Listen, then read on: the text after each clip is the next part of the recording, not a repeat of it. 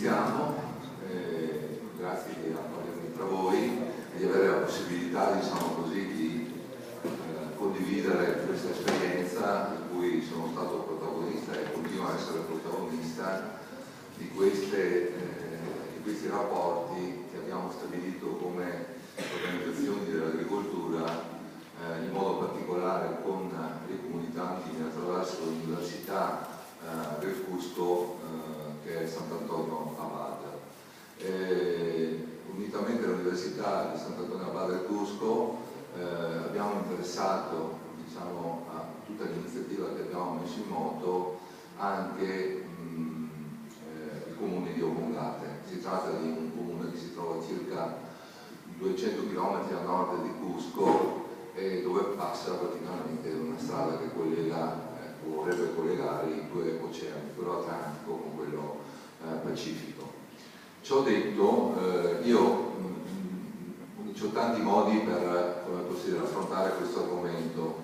Io vedo di affrontarlo così, come un racconto sostanzialmente, no? In modo tale che non voglia essere qualcosa di pesante, ma qualcosa che vi possa intrigare, o almeno spero di poterlo fare.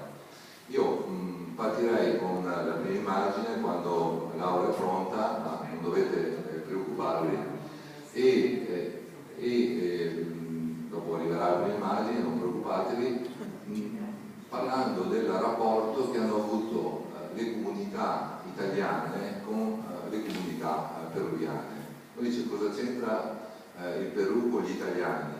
Vedete, prima di grandi flussi migratori di fine 800 che arrivano fino al 1910, c'è un primo flusso di emigrazione italiana che avviene in vari paesi del mondo, e uno dei paesi che riceve questa prima immigrazione è proprio il Perù.